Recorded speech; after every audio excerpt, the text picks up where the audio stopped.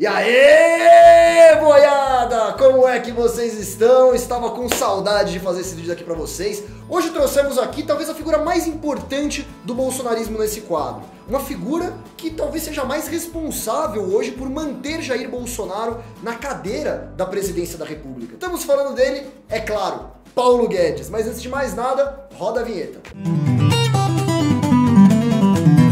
E aí, gadaiada, eu sou o Lucas Merreiro e essa é a minha vinheta.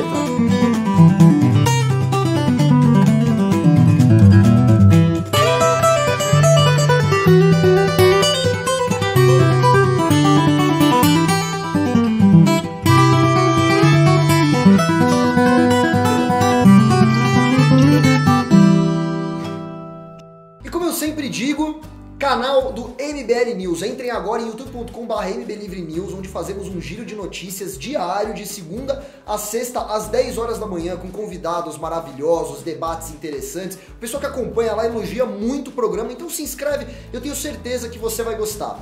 E é claro, como sempre, me segue no Twitter. Sem mais delongas, Paulo Roberto Nunes Guedes, 70 anos de idade, atual ministro da Economia do Brasil. Um cara muito inteligente, um currículo exemplar, eu vou até ler aqui pra vocês. Estudou no Colégio Militar de Belo Horizonte, graduou-se lá em Economia na Universidade Federal de Minas Gerais, mestre e doutor em Economia pela Universidade de Chicago, olha só, já deu aula na PUC, é um dos fundadores do Banco Pactual, do Instituto de Pesquisas IBMEC, do Instituto Millennium, um cara que tem um currículo assim invejável para qualquer economista. Ele sempre foi um grande admirador das reformas políticas feitas na ditadura chilena, lá no governo Pinochet. E veja, isso não é necessariamente algo ruim, tá? Tudo bem, foi uma ditadura violenta, sanguinária, mas deixando isso de lado, falando somente de economia, né? As reformas foram essenciais para transformar o Chile numa nação que hoje é a com maior IDH, maior liberdade econômica de toda a América Latina.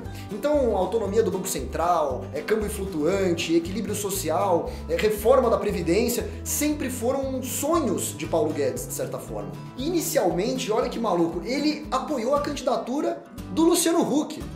O próprio apresentador de televisão, inclusive, chegou a falar uma vez em entrevista que o Paulo Guedes foi o primeiro a vê-lo como um potencial candidato ali para as eleições de 2018. Só que aí o Luciano Huck desistiu de concorrer às eleições. Mas o sonho de Paulo Guedes não morreu. Com a eleição de Jair Bolsonaro em 2018, ele foi nomeado o primeiro ministro da Economia do Brasil, né? Antigamente era o Ministério da Fazenda, foi criado lá o Ministério da Economia, né? Onde o chefe da pasta teria mais poderes para atuar, um super-ministro, como diria Jair Bolsonaro, e Guedes finalmente se viu numa posição em que ele poderia aplicar o sonho que ele sempre teve. Tudo bem, ele estava prestes a ser ministro de um cara que, enquanto deputado, votou contra privatizações, votou contra o Plano Real, votou contra a reforma da Previdência, mas de alguma forma parecia que o liberalismo no Brasil finalmente ia andar no governo Jair Bolsonaro. E no começo até que foi boa a gestão do Paulo Guedes, parecia realmente que ia ter uma gestão liberal ali. Ele falava em privatização dos Correios, falava em redução de Estado.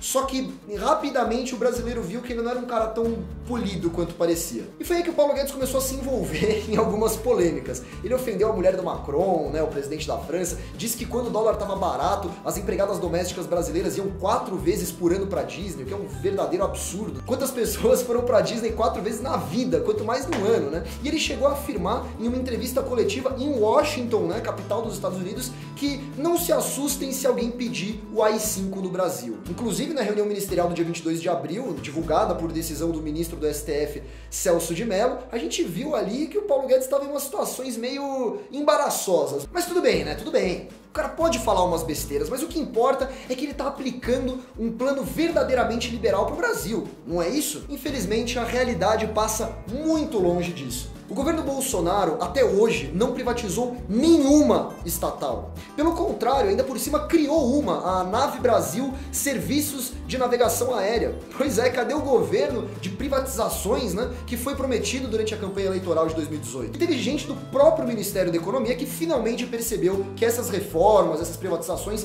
nunca iriam acontecer. Foi aí que recentemente, vocês acompanharam, Salim Matar, secretário da privatização, e o Paulo Webel, secretário da desburocratização, saíram da pasta, porque viram que essa ideia liberal não estava sendo levada para frente pelo governo federal. Mas a falta de liberalismo no Ministério da Economia começa a virar uma coisa meio óbvia, inevitável na verdade, né? Até porque o liberalismo não é algo que se aplica somente à economia.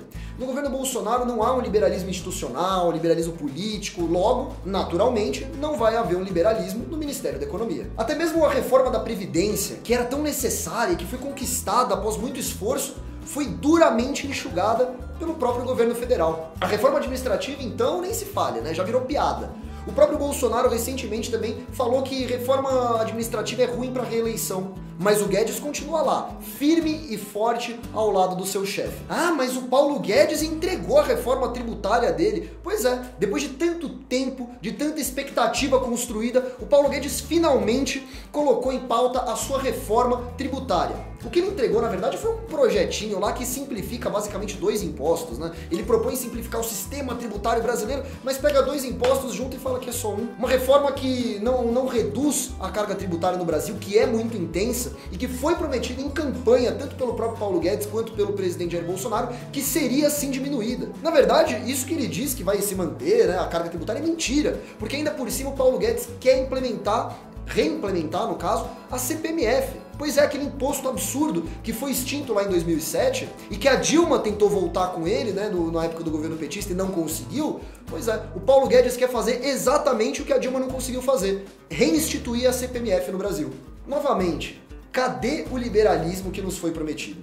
Ah, mas o Guedes prometeu que ia ter um monte de privatização, mas é porque ele faz isso mesmo.